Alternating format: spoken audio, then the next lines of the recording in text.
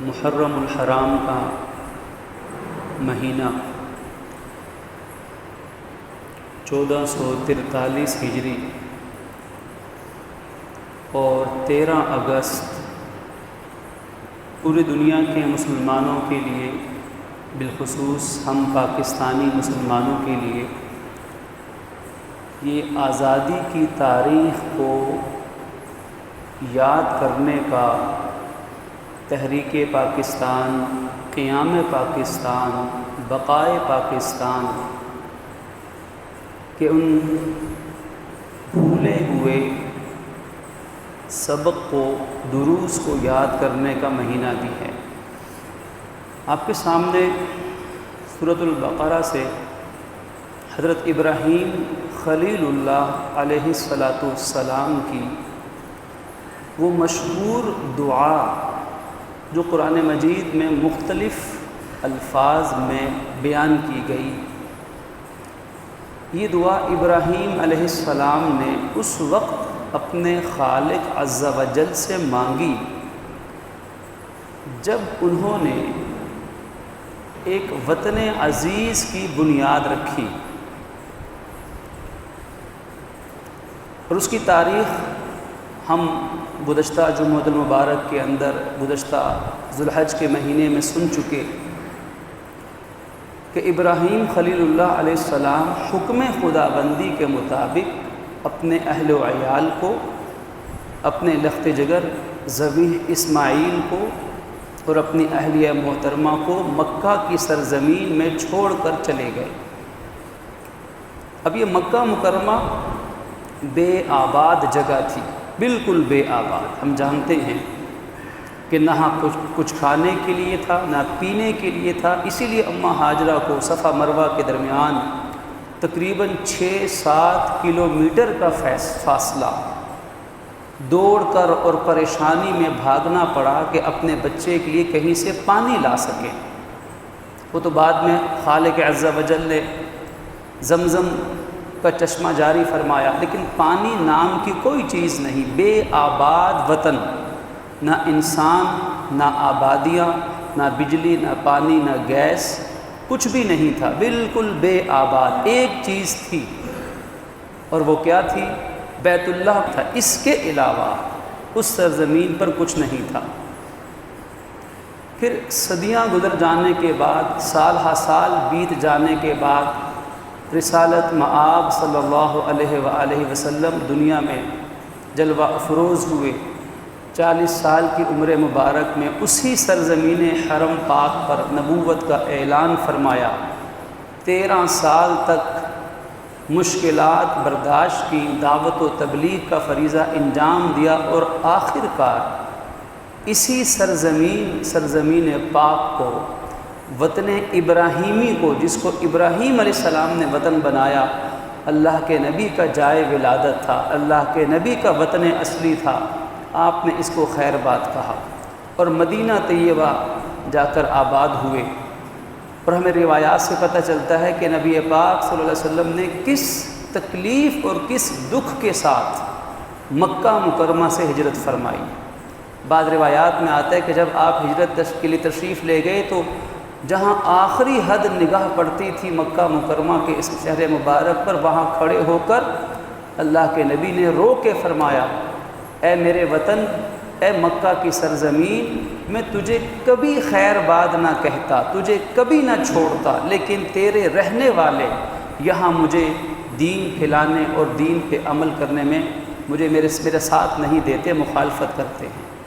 مجبوراً آپ نے وطن کو چھوڑا، مدینہ طیبہ چلے گئے۔ وہاں جا کر بھی روایات سے پتہ چلتا ہے کہ نبی پاک صلی اللہ علیہ وسلم جب کوئی مکے سے آتا تو پوچھتے، بتاؤ مکے کے کیا حالات ہیں، مکے کے لوگ کیسے ہیں، مکے کی سرزمین کیسی ہے۔ اپنے اس وطن کو وہاں جا کر بھی یاد رکھتے، اور جب کوئی مکے کی باتیں شروع کرتا تو بعض روایات میں آتا ہے اللہ کے نبی فرماتے، بس کر دو، اب وطن کی اس محبت کو مت تڑپنے دو، اب ہم یہاں آ کر آباد ہوئے ہیں، اب ذرا مدینے کو آباد کرنے دو۔ پھر آپ نے مدینہ طیبہ کو وطن بنایا، مدینہ طیبہ کو حرم بنایا، دعا مانگی کہ یا اللہ جیسے آپ نے مکے کو حرم قرار دیا، ایسے ہی آپ کے حبیب نے مدینے کو بھی حرم قرار دے دیا۔ اور پھر جو پہلے یثرب کہلاتا تھا، یثرب بیماریوں کی، بخار کی، وباؤں کی آماجگاہ، زمین سرسبز و شاداب تھی لیکن بیماریاں اور وبا بڑی سخت ہوتی، مدینے کا بخار بڑا شدید بخار ہوتا، لیکن وہی یثرب پھر تبدیل ہو گیا مدینے کے نام سے۔ اور خالی مدینہ نہیں بلکہ مدینہ طیبہ، مدینہ منورہ، پاکیزہ شہر، نور والا شہر اللہ کے نبی کا وطن بنا، آپ کا روضہ مبارک بھی وہیں بنا۔ اور پھر سال ہا سال گزر جانے کے بعد اللہ پاک نے کائنات میں دوسری مرتبہ اس خشکی کی سرزمین، اس خطہ ارضی کے اوپر 1947 14 اگست 27ویں شب رمضان کے مبارک مہینے میں دوسری مرتبہ اسلام کے نام پر ایک سلطنت کو وجود بخشا ہے۔ اور جیسے وہ مدینہ طیبہ پاکیزہ تھا، پاکیزہ بنا، ایسے ہی اس کا نام بھی پاکستان رکھا گیا۔ دیکھا جائے تو یہ اسی اسلامی ریاست، حقیقی اولین اسلامی ریاست کا اثر تھا کہ صدیوں بعد اہل اسلام نے جد و جہد کر کے، قربانیاں دے کر، اس وطن عزیز کی بنیادوں میں اپنا خون نچھاور کر کے اس پاکیزہ سرزمین کو حاصل کیا۔ اور آپ دیکھیے کہ ابراہیم علیہ السلام کی وہ دعا جو قرآن نے نقل کی، ابھی خطبے میں آپ کے سامنے پڑھی گئی، یہ دعا چاہے وہ اس وطن کے لیے ہو جس کو ابراہیم علیہ السلام نے قائم کیا، چاہے وہ اس وطن کے لیے ہو جس کو اللہ کے نبی آخر الزمان صلی اللہ علیہ وسلم نے قائم کیا، اسلامی ریاست مدینہ، چاہے وہ وطن عزیز جو آج 74 سال سے دنیا کے نقشے پر اسلامی ریاست بن کے ابھرا ہوا ہے، چاہے یہ دعا اس وطن عزیز کے لیے ہو، 100% جب ہم اس دعا کا صرف ترجمہ بھی سن لیں تو ہمیں یوں لگے گا کہ شاید حضرت ابراہیم علیہ السلام کی یہ دعا ہزاروں سال پہلے نہیں مانگی گئی، یہ دعا تو ہمیں آج بھی اپنے وطن پاک کے لیے مانگنے کی ضرورت ہے۔ اسی لیے اللہ پاک ہمیں وَإِذْ قَالَ کہتے ہیں، وَإِذْ قَالَ ابراہیم، یاد کرو وہ وقت جب ابراہیم نے اپنے رب سے دعا مانگی، یعنی یہ ہمیں سبق یاد کروایا جا رہا ہے، اس وقت کو یاد رکھو۔ جیسے ابراہیم نے دعا مانگی تھی، دعا کیا تھی؟ رَبِّ اجْعَلْ هَٰذَا بَلَدًا آمِنًا، پہلا دعا کا حصہ، اے میرے رب اس شہر کو، اس ملک کو، اس میرے وطن کو، مفہوم نکلتا ہے، تو امن و سلامتی کا گہوارہ بنا دے۔ یہ وطن عزیز کے لیے سب سے اہم ترین دعا جو آج میرا اور آپ کا فریضہ اور ہمیشہ سے رہے گا، امن و سلامتی کی دعا۔ یا اللہ اس میں امن و سلامتی کی فضا قائم ہو جائے۔ امن و سلامتی اگر مل جائے، اگر امن مل جائے، اللہ پاک کسی سرزمین یا قوم کو امن عطا فرما دے تو باقی سارے مسئلے خود بخود حل ہو جائیں گے۔ ہمارا سب سے بنیادی مسئلہ امن و امان کا رہا ہے، اور خاص طور پر جب ہم نے دشمنوں کی جنگ میں اپنے آپ کو جھونکا ہے، اس کے بعد سے دہشت گردی کے حملے، خودکش حملے، سب کچھ ہوا۔ جب تک ہم نے دشمنوں کی آگ اپنے گھر میں نہیں لگائی تھی، یہ سرزمین ہزار کمزوریوں کے باوجود کم از کم امن و سلامتی کا گہوارہ ضرور تھی۔ امریکہ بہادر کی جنگ اپنے ملک میں لے کر آئے اور امن و سلامتی کو رخصت کیا۔ اور پھر صرف امن و سلامتی معاشی طور پر نہیں، معاشرتی طور پر، سیاسی طور پر، مذہبی طور پر، خاندانی طور پر، اخلاقی طور پر، ہر لحاظ سے امن و سلامتی کی آج ہمیں ضرورت ہے۔ کہ ابراہیم علیہ السلام کی دعا گویا کہ آج ہمیں مانگنے کی ضرورت ہے۔ رب اجعل ھذا بلدا آمنا، ہم یوں کہیں کہ اے اللہ ہمارے اس وطن پاک کو ہر طرح سے امن و سلامتی کا گہوارہ بنا دیجیے۔ اور پھر وارزق اہلہ من الثمرات، امن و سلامتی جب قائم ہوگی تو تعلیم بھی بہتر ہوگی، مذہبی صورتحال بھی بہتر ہوگی، معاشرتی بھی، ہر لحاظ سے، سیاسی بھی، عسکری بھی، ملکی سطح پر بھی، بین الاقوامی سطح پر بھی، ایک گلی محلے سے لے کر دنیا کے ملکوں کے ساتھ تعلقات تک امن و سلامتی شرط ہے۔ پھر اس کے بعد دوسری دعا ابراہیم علیہ السلام اپنے وطن کی محبت میں آنے والی نسلوں کے لیے مانگتے ہیں کہ یا اللہ اس شہر میں جو لوگ آ کر آباد ہوں ان کو پاکیزہ بہترین ثمرات عطا فرما دیجیے، رزق عطا فرمائیے۔ اور رزق بھی کیسا؟ ثمرات، من الثمرات۔ ایک کھانا انسان کھاتا ہے، سادہ کھانا کھایا، پیٹ بھرا، اور اس کے ساتھ کچھ میوہ جات بھی رکھ دیتا ہے، کچھ سویٹ ڈش بھی ساتھ لے آتا ہے کہ کھانے سے زائد بھی کچھ ہے۔ تو اس دعا کے اندر یہ بات پوشیدہ ہے کہ یا اللہ ہماری معیشت مضبوط اور توانا تو ہو ہی جائے، لیکن اتنا مل جائے کہ ملک کے ہر رہنے والے کو وافر اللہ رزق عطا فرما دے، کوئی کمی نہ رہے، کوئی معاشی پریشانی نہ رہے، اس ملک میں کوئی بھیک مانگنے والا نہ رہے، کوئی قرضہ مانگنے والا نہ رہے، کوئی فقر و فاقے اور مہنگائی کا مارا ہوا شخص اپنے بچوں کو برائے فروخت کا ٹائٹل لے کے بازار میں نہ نکلے۔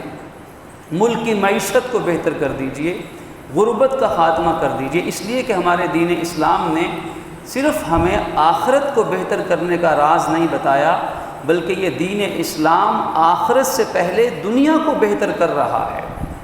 آخرت تو بہتر ہونی ہی ہونی ہے، لیکن دین اسلام کا پیغام، ابراہیم علیہ السلام کی دعا یہ بھی ہے کہ یا اللہ اس دنیا کو بھی بہتر کر دے، وَارْزُقْ أَهْلَهُ مِنَ الثَّمَرَاتِ، بہترین رزق عطا فرما دے، معیشت اچھی ہو جائے، غربت کا خاتمہ ہو جائے۔ اب آپ دیکھیے یہ دعا اس وقت مانگی گئی کہ جب مکہ کی سرزمین میں بیت اللہ کی اس عظیم الشان عمارت کے سوا کچھ نہیں تھا، کھانے پینے کی کسی چیز کا نام تک موجود نہیں تھا، لیکن آج صدیاں گزر جانے کے بعد ہر مسلمان جانتا ہے کہ اللہ نے اس سرزمین کو امن کا گہوارہ بنایا ہے۔ دنیا کا وہ بدبخت ترین انسان ہوگا، سب سے زیادہ ظالم ترین بدبخت ہوگا جو مکہ مکرمہ کی امن والی سرزمین کے اندر بد امنی پھیلانے کا ارتکاب کرے۔ پرلے درجے کے بدبخت کے سوا کوئی اس سرزمین میں بد امنی پھیلانے کا سوچ بھی نہیں سکتا ہے۔ وہاں کسی حشرات الارض کو، چیونٹی، مکھی، مچھر کو بھی مارنے کی اجازت نہیں، ایسا امن ہے وہاں، امن قائم ہے، انشاءاللہ ہمیشہ قائم رہے گا۔ بدبخت آتے ہیں چلے جاتے ہیں، دجال بھی آئے گا اور اس سرزمین کو بد امن کرنا چاہے گا، لیکن اللہ کی رحمت کے فرشتے اسے مار بھگائیں گے۔ قیامت برپا ہو جائے گی، لیکن وہاں بد امنی کا راج نہیں چل سکے گا، امن رہے گا۔ کبھی ہوگا اونچ نیچ، لیکن بد امنی، فتنہ فساد، قتل و غارت گری، اس کا راج وہاں نہیں ہوگا، اس کا وہ چیز ختم ہو جائے گی، عارضی ہوگی۔ امن دائمی ہوگا، بد امنی عارضی ہوگی۔ یہ اس دعا کا اثر ہے۔ اللہ کرے یہ دعا ہمارے وطن پاک کے حق میں بھی پوری ہو جائے، لیکن اس کی قبولیت کی کچھ شرائط بھی ہیں۔ دوسری دعا، اللہ رزق دے، تو وہاں دیکھیے آج بے موسمی دنیا کا ہر پھل ہمیں مکہ مکرمہ کی زمین میں ہمیں مل سکتا ہے۔ آپ جائیے، اللہ ہمیں بار بار حاضری کی توفیق عطا فرمائے۔ دنیا کی ہر چیز، ہر میوہ، ہر پھل، ہر غذا، شرب و نوش کی ہر چیز وہاں میسر ہوگی، حالانکہ اپنا اس زمین پر نہ کچھ اگتا ہے نہ کچھ لگتا ہے۔ سنگلاخ پہاڑیاں ہیں، چٹیل جگہ ہیں، سرزمین تو کوئی ہے نہیں وہاں پہ زرخیز، لیکن اللہ نے پوری دنیا کا رزق وہاں پہ پیش کر دیا وہاں آنے والوں کے لیے۔ یہ ابراہیمی دعا ہے۔ یہی دعا اللہ پاک ہمارے وطن پاک کے حق میں بھی قبول فرما دے۔ لیکن اس دعا کے بعد اللہ ساتھ ابراہیم علیہ السلام دعا کیا مانگتے ہیں؟ من آمن باللہ والیوم الآخر، یا اللہ اس سرزمین پر جتنے ایمان والے آئیں ان کے حق میں یہ دعا قبول فرما لے۔ وہاں ظاہر ہے غیر مسلم بھی کوئی اگر جاتا ہے سرزمین حجاز پر، اللہ رزق اسے بھی دیتا ہے، لیکن ابراہیمی دعا کا یہ مقبولیت کا صحرا اصل میں ایمان کے ساتھ مشروط ہے۔ اور اللہ عز و جل نے جب یہ دعا قبول فرمائی تو خالق نے فرمایا کہ ومن کفر، ہاں ابراہیم یہ تمہاری ساری دعائیں تمہارے وطن کے حق میں قبول ہیں، لیکن جو کفر کریں گے یعنی جو وعدے سے مکر جائیں گے، وعدہ کر کے پھر جائیں گے اور انکار کی راہ اختیار کریں گے تو ہم ان کو بھی دیں گے ضرور۔ یہ نہیں کہ اللہ وقت کے ظالموں، جابروں، فرعونوں، متکبروں، نمرودوں سے اللہ رزق چھین لے۔ اللہ رزق نہیں چھینے گا، رزق تو دے گا، لیکن فرمایا کہ دنیا کا تھوڑا سا مزہ ان کو دینے کے بعد پھر ہم ان کے لیے جہنم کی بھڑکتی ہوئی آگ میں ان کو گرائیں گے اور بہت برا ٹھکانہ ہوگی۔ وبئس المصیر، بہت برا ٹھکانہ ہوگا ان کا دنیا کی تھوڑی سی زندگی گزارنے کے بعد۔ اب یہ تو دعا ابراہیم علیہ السلام نے اپنے وطن پاک کے لیے کی، اسی طرح کی دعائیں نبی پاک صلی اللہ علیہ وسلم نے بھی اپنے وطن عزیز کے لیے فرمائیں، ریاست مدینہ کے لیے فرمائیں کہ یا اللہ اس کے ہر سا کے اندر، کہ آج کی زبان میں ہر پھل کے اندر، میوے کے اندر، گندم اناج کے اندر یا اللہ برکتیں پیدا فرما دے۔ مدینے کی مٹی کے لیے اللہ کے نبی نے دعا فرمائی کہ اس مٹی میں اللہ شفا پیدا فرما دے۔ اور بخاری شریف کی روایت میں آتا ہے جب کوئی بیمار اللہ کے نبی کے پاس آتا تو اللہ کے نبی صلی اللہ علیہ وسلم دعا فرماتے، یا اللہ تیرا نام لیتا ہوں، اس لعاب اور اس مٹی کے ذریعے سے ہمارے بیمار کو شفا عطا فرما دے۔ اور آپ اپنا لعاب لگاتے اور مدینے کی مٹی پہ ایسے انگلی پھیر کر اس مریض کے اوپر لگا دیتے، اللہ مریض کو شفا عطا فرما دیتا۔ یعنی یہ پیغمبروں کی دعائیں ایسی قبول ہوئیں کہ ان کے وطن کی مٹی میں بھی اللہ نے شفا پیدا فرما دی۔ دینے والا اللہ ہے، نہ مٹی شفا دے سکتی ہے، نہ پتھر شفا دے سکتا ہے، نہ دوائی شفا دے سکتی ہے، نہ کچھ اور۔ شفا تو ہوا الشافی، وہی دینے والا ہے، لیکن وہ اس چیز کو اللہ اپنی رحمت سے ذریعہ بنا رہا ہے۔ تو اس مٹی میں بھی اللہ نے شفا کے اثرات پیدا فرما دیے، لیکن شرط کیا ہے؟ ایمان۔ شرط ہے اللہ سے کیے ہوئے وعدوں کو پورا کرنا۔ اور آج 74 سال کے بعد میں اور آپ اس دعا کی روشنی میں اگر ہم غور و فکر کریں تو یہ وطن پاک جو اللہ پاک کی اتنی بڑی نعمت ہے کہ جس کا اندازہ شاید ہم میں سے کسی کو بھی صحیح معنی میں لگانا ہمارے لیے ممکن نہیں ہے، کیونکہ ہم میں سے کوئی بھی، شاید چند ہمارے بڑے ان بزرگوں کے علاوہ، اکثریت ہم میں سے ایسی ہے کہ ہم نے وہ حالات دیکھے ہی نہیں جن حالات میں پاکستان بنا۔ وہ تقسیم کے حالات، وہ قصے کیا تھے، وہ خونی منظر کیا تھے کہ ہزاروں کی تعداد میں شہادتیں، لاکھوں کی تعداد میں ہجرت، ماؤں بہنوں کی عزتیں اجڑی، سب کچھ چھوڑ چھاڑ کے جو وہاں دنیا اور سرمایہ ہاتھوں میں موجود تھا سب کچھ قربان کر کے یہاں فقیر بن کے وطن عزیز میں آئے۔ اور کس لیے آئے؟ یہ وطن پاکستان کیوں بنایا گیا؟ یہ کیوں بنا؟ پہلی تو بات یہ ہے کہ اس کے پیچھے جذبہ کیا تھا، پھر یہ کیسے بنا، پھر اس کو کیسے بقا کی طرف لے کر جانا ہے۔ اگر ہم کیوں کی بات کریں کہ وطن پاکستان کیوں بنایا گیا، کیوں بنا، تو اس کیوں کا جواب ہمیں مکہ مکرمہ کی سرزمین پہ تپتی ریت پہ پڑے ہوئے بلال حبشی کے وجود سے پوچھنا چاہیے کہ جو جذبہ بلال حبشی میں تھا رضی اللہ تعالیٰ عنہ میں کہ اپنے دین پہ ہمیں عمل کرنا ہے، قرآن اللہ نے عرشوں سے ہم پہ اتارا ہے، ہمارے نبی کے ذریعے ہم تک پہنچا ہے، ہمارے نبی کی سنت اور سیرت ہم اس پہ عمل کرنا چاہتے ہیں۔ ہمارے نبی آخر الزمان نے اپنی اس امت کو لاوارث نہیں چھوڑا، ہماری اپنی ایک شخصیت ہے، ہماری دنیا میں ایک پہچان ہے، ہماری اپنی تہذیب اور کلچر ہے، ہمارا اپنا ایک شاندار ماضی ہے، ہمارا اپنا بڑوں کے ساتھ صحابہ، اہل بیت، ائمہ، محدثین، مشائخ عظام، ہمارے بزرگوں علماء کی ہمارا ایک شاندار ماضی ہے، ہمارا بزرگوں کے ساتھ ایک گہرا دلی تعلق ہے۔ یہ سب چیزیں ہمیں دنیا کی تمام اقوام سے، چاہے وہ ہندو ہوں، سکھ ہوں، عیسائی ہوں، پارسی ہوں، یہودی ہوں، بدھسٹ ہوں، ہمیں دنیا کی تمام تہذیبوں سے ایک جداگانہ، ایک ممتاز اور ایک بہترین مقام عطا کرتی ہیں۔ اس لیے کہ ہم لاوارث نہیں، ہم کوئی بھکاری نہیں، ہم کوئی گداگر نہیں، کوئی کشکول گدائی اٹھا کے ہم دنیا کی تہذیبوں سے تہذیب کی بھیک مانگنے والے نہیں ہیں۔ ہمارے اندر ایک دینی غیرت ہے، ایک ملی احساس ہے، ایک حمیت ہے، ہمارے اندر ایک خودداری ہے۔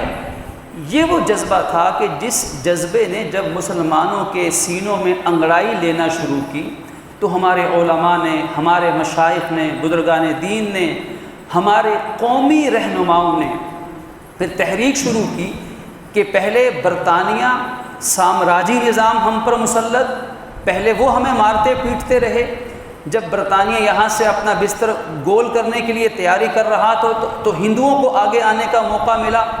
اب ہندو بنیے کہ ہم غلام بن جائیں گے، تو مسلمانوں کے اندر ایک تحریک پیدا ہوئی کہ ہم نے ایک خوددار قوم کی طرح زندگی گزارنی ہے، غلام بن کے غلامی میں اپنی نسلوں کو نہیں جھونکنا ہے۔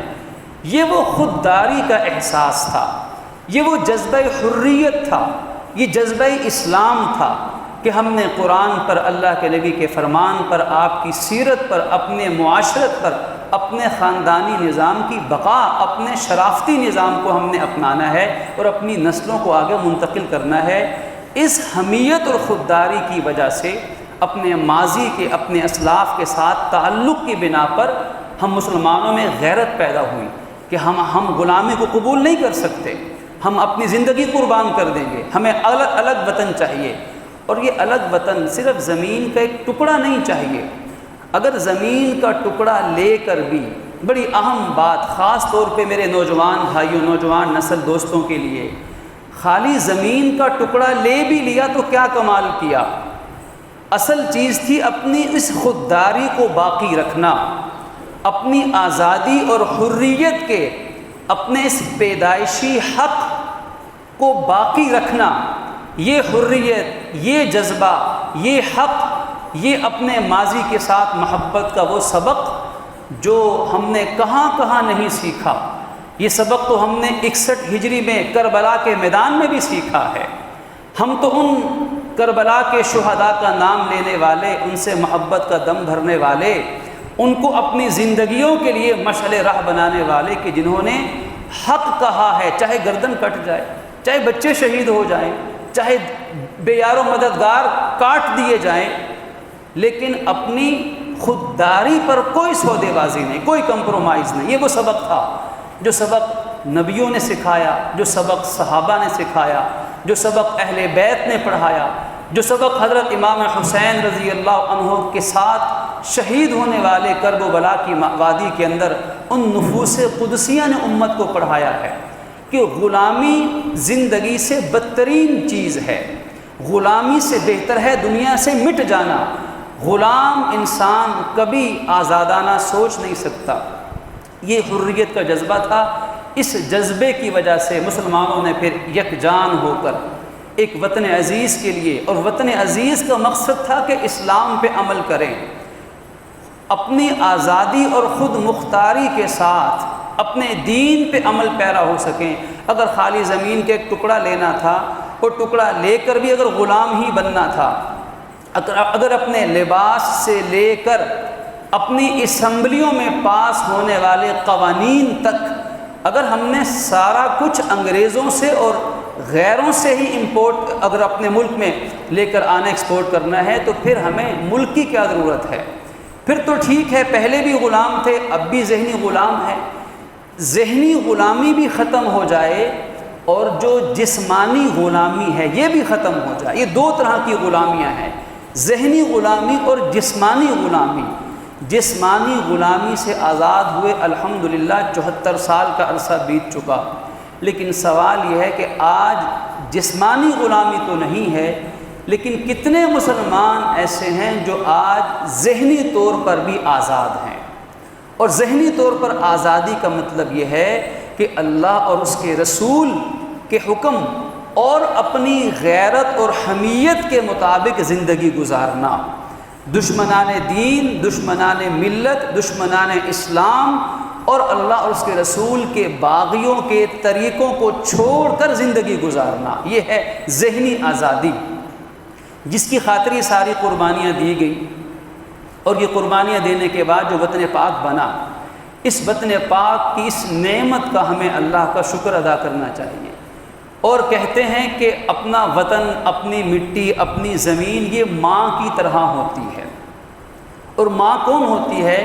اللہ کے نبی نے ماں کی تعریف یہ کی ہے کہ الجنت تحت اقدام الامہات، کہ ماں اس عظیم ہستی کو کہا جاتا ہے کہ جنت جیسی نعمت بھی ماں کے قدموں کے خاک پہ قربان کی جا سکتی ہے۔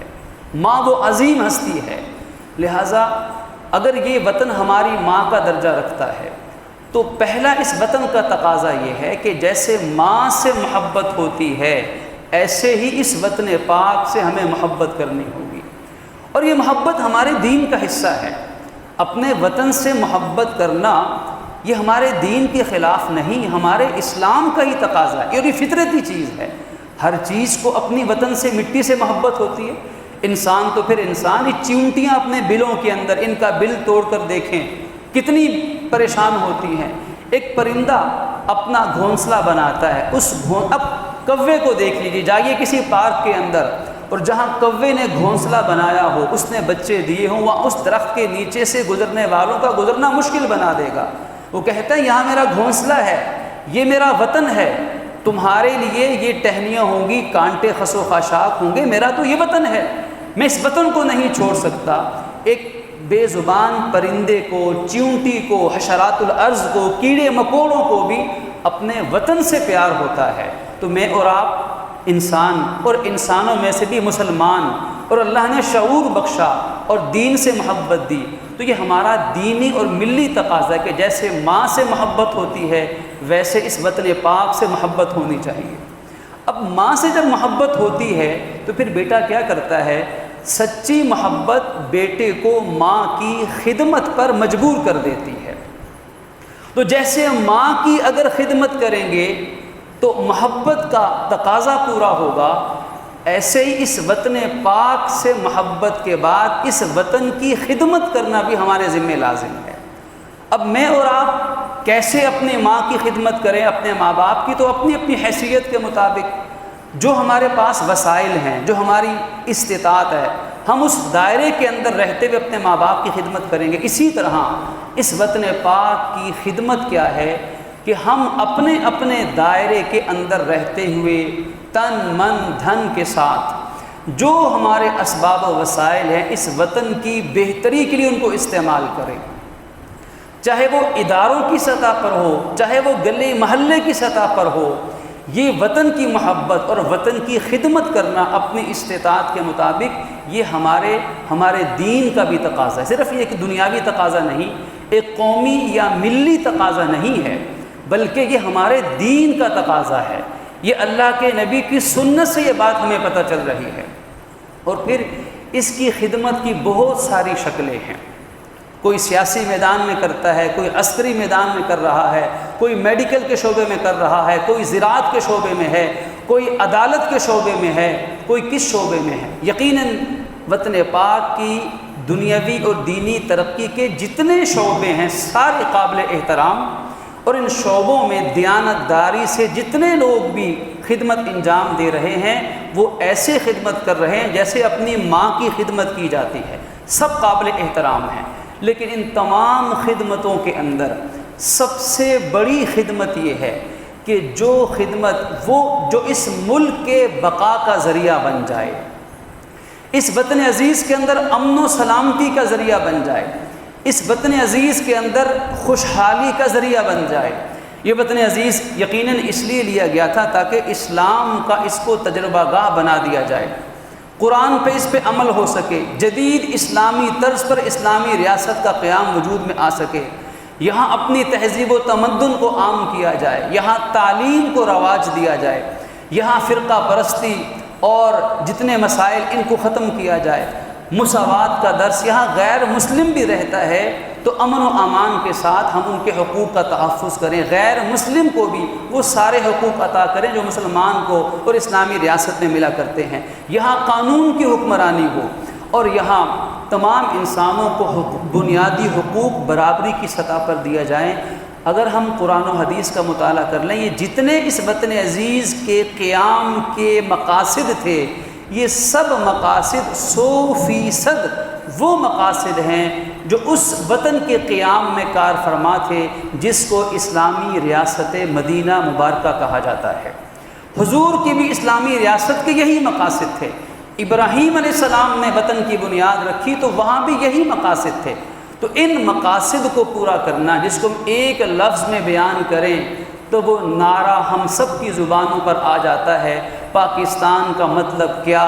سب کہہ دیجئے لا الہ الا اللہ محمد الرسول اللہ۔ یہ ایک جملہ ہے جو اس وطن عزیز کی سب سے بڑی خدمت ہے کہ اس وعدے کو پورا کیا جائے۔ لیکن آج 74 سال کی عمر میں ہم پہنچ کر ہم نے اس وطن عزیز کے لیے کیا؟ کتنے لوٹ کھسوٹ کے بازار گرم ہوئے، کیا کچھ ہوا، اس کو بیان کرنے کی ضرورت ہے نہ وقت ہے۔ لیکن آئندہ کا لائحہ عمل طے کیا جائے، آئندہ کے لیے اس جذبے کو بیدار کیا جائے۔ یہ جذبہ اسلامی جذبہ ہے، وطن کی خدمت کا، اسلام کی سربلندی کا، اسلام کے نفاذ کا۔ یہ ہمارے بڑوں کے احسانات کا ہم پر تقاضا بنتا ہے۔ یہ وہ قرض ہے جو ہم نسلیں لگا کر بھی چکا دیں تو بڑی بات ہوگی۔ ہمیں اس وطن کے لیے جہاں دعا مانگنی ہے وہاں اس وطن کی خدمت بھی کرنی ہے، اور اس کی خدمت کے لیے اسلام کا نفاذ، دین کا نفاذ، اللہ کے نبی کے نظام کا نفاذ، یہ سب سے اہم ترین خدمت ہے، کیونکہ اسی برکت سے اس دین نے باقی رہنا ہے۔ اللہ نے ابراہیم علیہ السلام سے بھی اگر وعدہ کیا ہے کہ ابراہیم خلیل تمہارے وطن کو امن بھی دوں گا، رزق بھی دوں گا، لیکن شرط ہے میرے دین پہ قائم رہنا۔ ہم میں سے کوئی ابراہیم علیہ السلام سے بڑھ کر اللہ کے قریب نہیں ہو سکتا۔ اگر ان کے لیے بھی اللہ نے یہ شرط لگائی ہے تو یقین کر لینا چاہیے تو ہمارے لیے بھی یہی شرط ہے۔ اللہ رب العزت ہمیں اپنے بڑوں کی تاریخ کو یاد رکھنے کی توفیق عطا فرمائے، اور وطن پاکستان کو صحیح معنی میں پاکستان بنانے کی محنت میں لگنے کی توفیق عطا فرمائے۔ وآخر دعوانا الحمدللہ رب العالمین۔ والإسلام ديني ومحمدا رسول الله ويقيني أدنو إليه ساجدا بجبيني اقبل صلاة